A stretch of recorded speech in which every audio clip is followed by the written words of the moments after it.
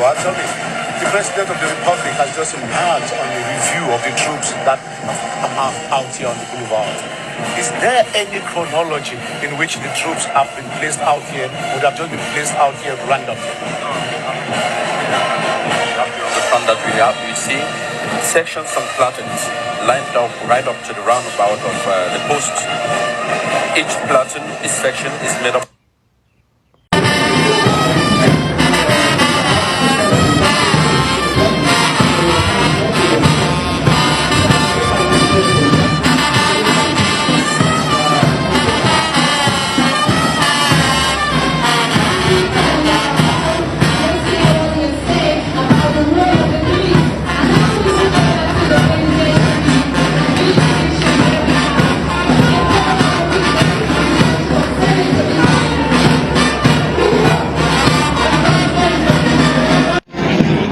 You don't deny me lens, no. D'État exceptionnel, un homme d'État d'exception dont l'action positive à la tête du Cameroun est saluée de par le monde. Yes, Ibrahim Sharif, and that is the presidential motorcade that has left the Unity Palace and is cruising gracefully and royally towards...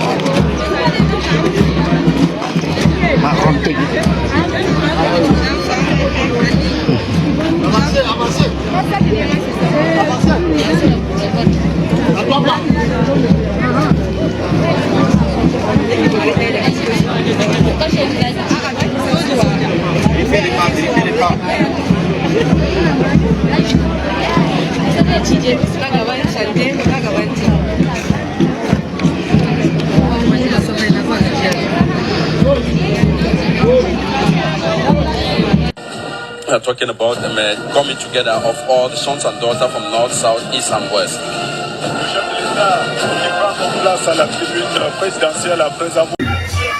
We are also here to bless their presence as far as this occasion is concerned. We appreciate you for coming. Behind them, closely followed by the Victorian High School Bishop. They are also here that we shall not be left behind. We will come here together with the army for peace and unity. Thank you very much. Here comes the Apostolic Secondary School Mantle, precisely at New Art Example. The Apostolic Secondary School has mantled. We appreciate you for blessing this occasion with your presence. Now grace to the principal, Madam Adeline Ara. Thank you very much. The Apostolic Secondary School. Ladies and gentlemen, here comes the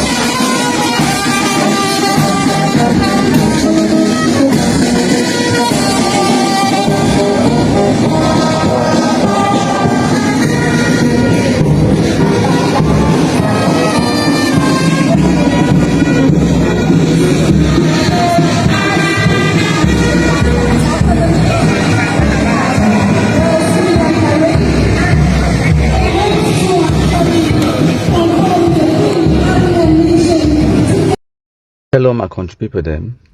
A few people, they don't ask me, say make a talk about Article 47 of the Federal Constitution, because some people, they don't mislead other people, them, they misinterpret what way Article 47 of the Federal Constitution it be talk. So today we'll talk about them. So simply, now the article this is in front of Article 47 of the Federal Constitution, okay? It talks about it. It says any proposal for the revision of the present constitution which impairs the unity and integrity of the federation shall be inadmissible. Now that one word, inadmissible, that one sentence, where all man, especially these Amazonians, they always go hang on top when they want to talk about the federal constitution, okay? But you must read the whole of this Article 47 in order for it to make a lot of sense for you, okay? So make we read them. The Article 47 continue for talk say, the power to initiate the revision of the Constitution shall belong equally to the President of the Federal Republic after consultation with the Prime Ministers of the Federal States or Federated States and the Deputies of the Federal Assembly. So what we talk now say, for revise the Constitution means for amend them or for change them, the power for start the process for change the Constitution, it belong equally to the President of the Federal Republic, and it go first need for consult with the Prime Ministers of the Federated States, which means the Prime Minister of West Cameroon and the Prime Minister of East Cameroon, and also the deputies of the Federal Assembly. Okay, I can't explain for now why it talks so. And then they talk now, they say any proposal for revision submitted by the deputies must be signed by at least 1/3 of the members of the Federal Assembly. So if the president never initiate any proposal for change the constitution, the members of the Federal Assembly, they fit initiate a change to the constitution. In order for them to initiate a change to the constitution, the proposal, they must get at least 30% or 33% of the Federal Assembly members them for sign up to their proposal. Once they sign up to the proposal, they will now initiate the process. They will take them now to the president, to the prime ministers, and all of that, and then they will initiate the process. They will write the law and then change the law. Now, so they talk them now. The talk now say, wait, proposals for revision shall be adopted by a simple majority vote of the members of the Federal Assembly, provided that such majority includes a majority of the representatives of the Federal Assembly of each of the federated states. What that one talk now say, wait, remember, say for the Federal Assembly, they begin now 50 members them, okay? 10 they will come from West Cameroon, and 40 they will come from East Cameroon. They talk say any proposal for revise or for change the federal constitution, it must be passed by a simple majority, provided that we'll get a majority of the members of West Cameroon they agree, and a majority of the members of East Cameroon they agree. Now, which this way we call them say the veto power. Now, the veto power this way, West Cameroon it get them in the federal constitution, where it means wait, if any person it be come up with a proposal for amend or for change the federal constitution, out of the 10 members of the Federal Assembly where they come up from West Cameroon, if only 6 of them they deny, say they no change the constitution, then it no matter even if the other 40 members of East Cameroon they agree, only those 6 people them they will stop the whole process for change the constitution for country. Now the veto power that way they get them. Only 6 members of the federal constitution or the Federal Assembly from West Cameroon, if they decide say no, will not agree to this law, then that law in no fit ever become into law. Now, the people the way they always talk today, so it will be illegal for change the federation, for change the federal constitution. The question we get to ask them now say, now who write the constitution in the first place? And now who own the sovereignty of the country? In order for me to elaborate on that point, I want to take Kuna to the very first and the very second article in the constitution.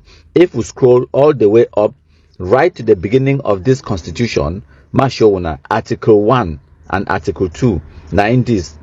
So Article 1, the Federal Republic of Cameroon. Now Article 1 this, it talks say The Federal Republic of Cameroon is formed as of the 1st of October 1961 of the territory of the Republic of Cameroon, henceforth shall be called East Cameroon, and the territory of the Southern Cameroons, formerly under United Kingdom administration, henceforth called West Cameroon.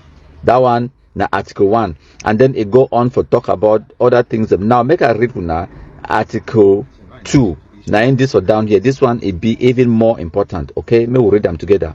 Article 2 talks, say, the national sovereignty shall be vested in the Cameroonian people, which shall exercise such sovereignty either through its deputies in the Federal Assembly or by way of referendum. What does that mean? I know say many of you don't understand. Make a break and down, make you understand.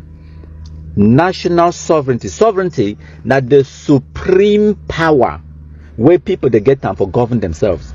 The supreme power, that power where it be above all. Supreme.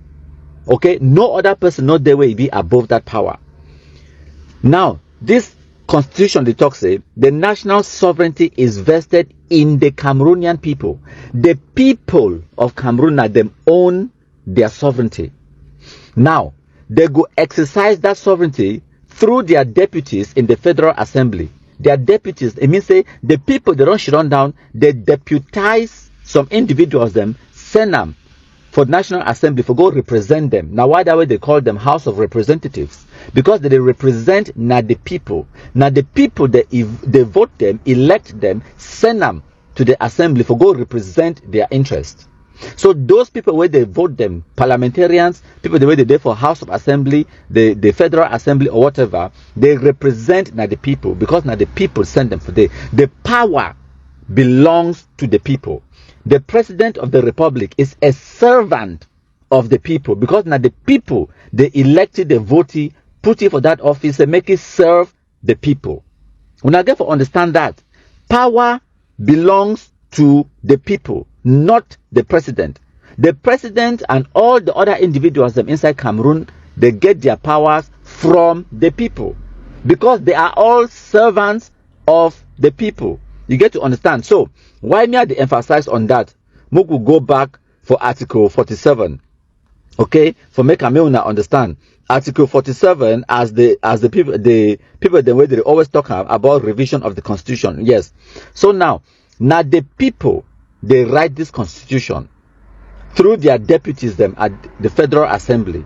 They sign them into law through the president of the republic, because it be elected by the people and sent to represent the people, to serve the people, even as servant. Now why do they call them say public servants?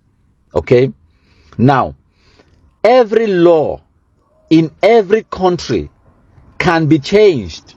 No law, no day, no constitution, no day where you go talk say we no fit ever change this constitution. That's nonsense. Time alone it will change everything. Wait the way when I fit hold them true today, when I believe I'm saying that the fact that the best thing will ever happen may not be the same tomorrow. So now why that way? All things are subject to change, including the constitution.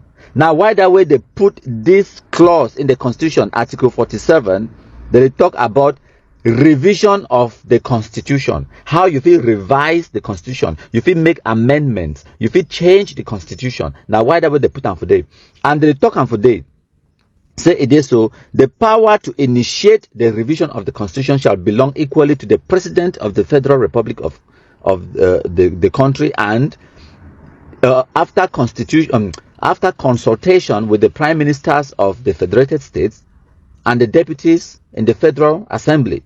So they tell when I say there is a clause in the constitution itself telling you how to revise it. This particular one where they talk and for you say any revision that impairs the unity and integrity of the federation shall be inadmissible. Yes, shall be inadmissible. But remember say now who own the sovereignty of the country in the first place? Not the people. If the people they so choose for discard the constitution, it's their right. Now them write them in the first place. Now the stupidity this way some Anglophones they get them. For example, where you go hear people them like Fongala for and Ayuk Tabe them, and all these people, the way they call themselves Amazonians, they could go for United Nations, go reach for them, they try to educate the UN about Resolution 1608. First question, now who write them? Now the same United Nations, they write the resolution. When I come for can educate them about the Resolution 1608, you understand? Now the people of Cameroon, they write this constitution. Now their law, where they form them, the law of the land. If they decide to revise them or they decide to cancel them, write another one, now they are right, because the people hold the sovereignty. And now why that way? President Amadou Ahidjo by himself could not change the federal constitution. It not be fit, because he only been a public servant. It is serve the people them. Now the people they voted, they send him for day for go work and serve them. So when we President Amadou Ahidjo, if you want change the federal constitution, what did he do? It take the question back to the people, because now the people they hold the sovereignty of the nation. No be ye. It is just exercise on behalf of the people. It is represent the people of the country. Now, why the way President Amadou Ahidjo on the 20th of May 1972, it be called for a referendum, just like how if now read them for Article 2 of this same federal constitution, they talk on today. Say the people shall exercise their national sovereignty in the form of, voting their deputies and sending them to the National Assembly, or by way of a referendum. Now the constitution talk. So President Amadou Ahidjo, go back to the people, go ask them the question, say, do you want us to cancel this federal constitution or not? And the people, they vote. They say, yes, we want for cancel the federal constitution. The people decided, because the people hold the sovereignty of the nation. Now them get the right, now them write the constitution. Now them get the right for dismantle the constitution if they so wish. By the way, remember, say, for that same federal constitution, or for 20th of May 1972, you will get people like Professor Fonlon, John Good Foncha, Endele, St. Muna, all of these people, them, now the leaders of the former British Southern Cameroons, where they will chop inside the Cameroon government. Some of them will hold positions as the speakers of the House Assembly, the vice president, or the prime minister of West Cameroon. They will hold big positions them inside country. Those people, they all Anglophone, they are political elites. They will go out on the field for Bamenda, for Manfred, for Boya, for Ekiliwindi, for Nkambe, for go campaign. Say make what people they vote for cancel the federal constitution.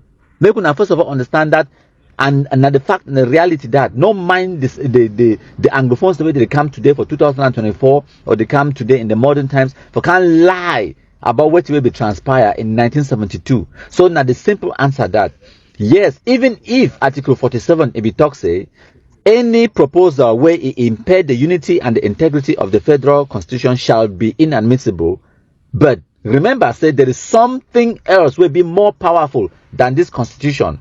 Now the sovereignty of the nation, the national sovereignty. And now who hold the power of that national sovereignty? Now the people they be more important. Any law where it be written, it can be amended, it can be revised, it can be changed, it can be abrogated. Any law where it be written, it can be cancelled. Go look at every other country in the world. No constitution, no the way they ever write down and then it just stand like that. No. As time goes on, people revise their laws of the land. People revise their constitutions because they want to make things better. So for Cameroon, President Amadou Ahidjo, if he take the question back to the people where they hold the sovereignty of the country, he asked them for their permission for cancel the federal constitution, and the people granted that permission. And the former British Southern Cameroons, their leaders, them from John Gofoncha, Endele, St. Muna, and all of them, they voted for it. As I don't already explained them, the Federal Assembly, it will get 15 members. 10 of them, they will come from West Cameroon. And if just 6 of them, 6 out of 10, they will vote against the new constitution, or they will vote against the change of the form of state for 1972, then it would have been illegal.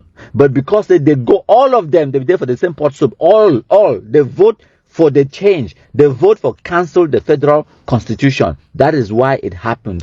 Everything happened constitutionally. Everything happened legally. It was legal. It was clear. It was done in the public. People voted for it. Now, another point where I don't hear Anglophones they talk where it be just so stupid and ridiculous, and you just know saying that illiterate they talk am. They say President Paul Biya be changed the name of the country from the United Republic of Cameroon to just Cameroon. That one it be illiteracy, it be stupid.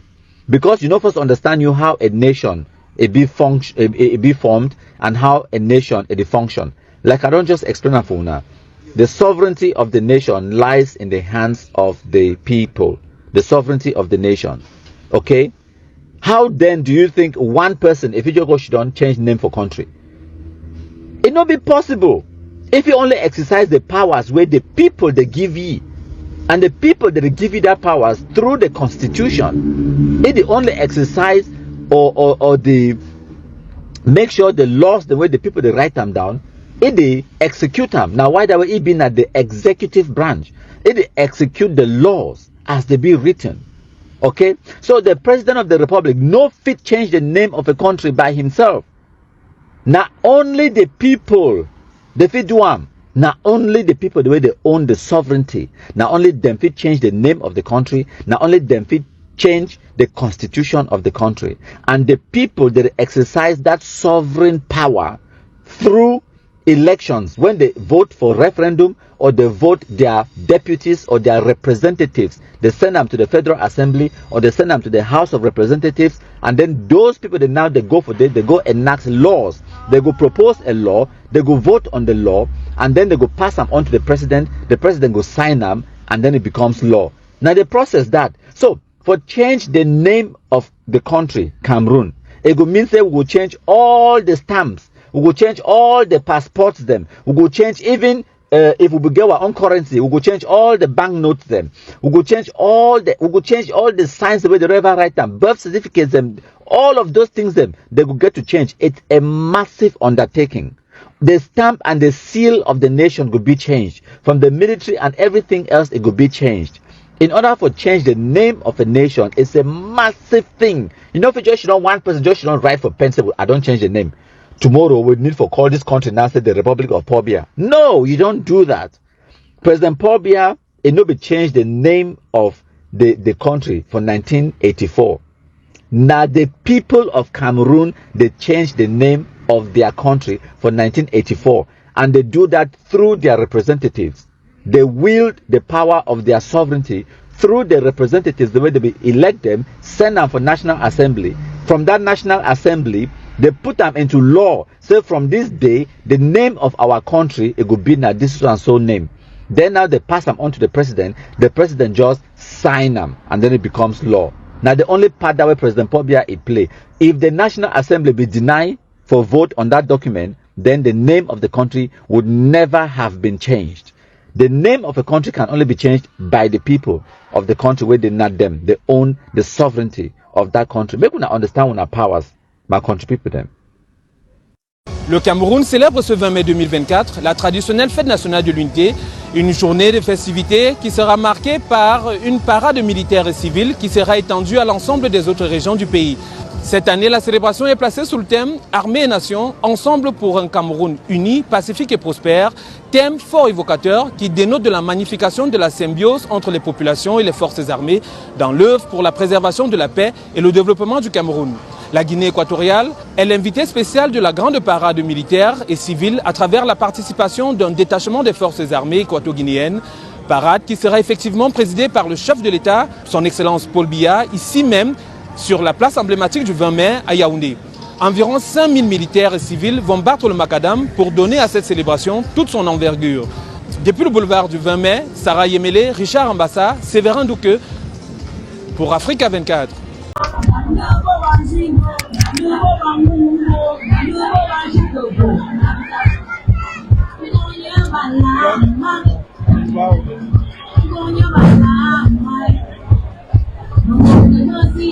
Good morning once again, ladies and gentlemen. We want to acknowledge the presence of so many persons who have come here. We want to make it as a reminder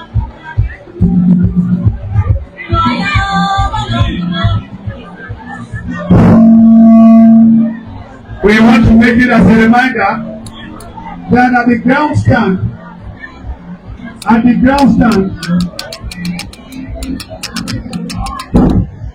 we want to make it as a reminder that at the ground stand, chairs are leveled. Please be honest, be responsible enough to sit only when you find a level to your office and honor to your personality. It will be wrong for us to wake you up when the rightful person appears. Please respect your sitting positions. Once again, good morning.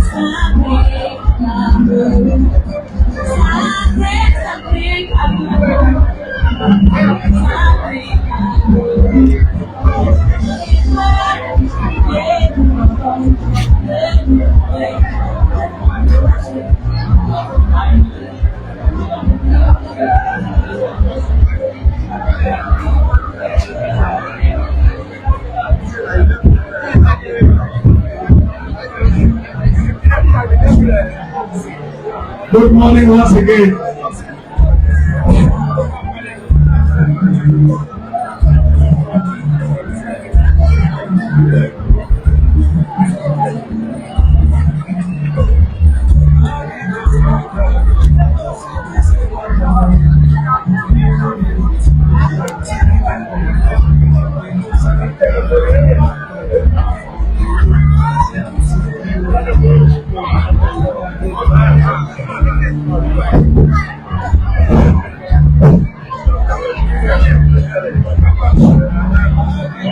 Remember, we are celebrating the National Unity Day in Cameroon. A day that came from, that was given back to a referendum. A day where people voted. A day where you and I, some of us sitting here voted. A day you and I decided to have a one and indivisible Cameroon. But yet, it wasn't the beginning. It wasn't the beginning. It wasn't the last, and it cannot be the last. It is sometime in 2025 when we shall be having our presidential elections to determine who sits at the helm. And as the chief executive of the Southeast State, the year we are now sitting, yet we are not enlisted into the registration list of a letter.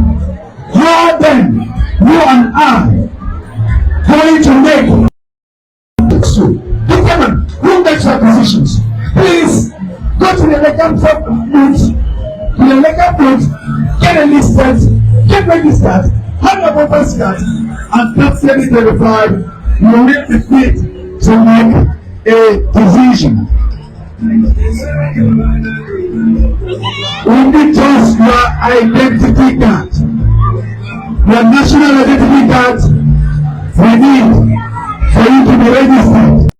A referendum where almost unanimously certain Cameroonians voted to join the Republic of Cameroon then at that time, who had their independence on the 1st of January 1960, and the Cameroonians who voted in 1972 gained this right legibly on the 1st of October 1961.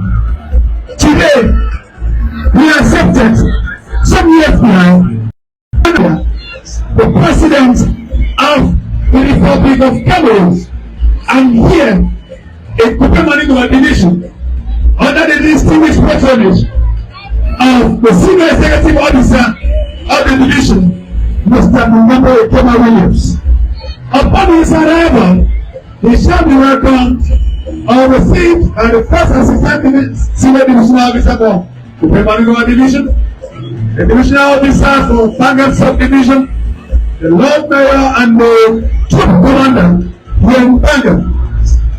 Upon his installation, they shall be singing of the national anthem by Government Teachers Training College. After which we will have a review of troops. Installation of the grandstand. There shall be decorations to appreciate, to give medals to meritorious workers from the state. There shall be a military march pass, a civilian march pass, and a word of trophy, and that shall end the day, which will be the first part of the celebration. There shall be a state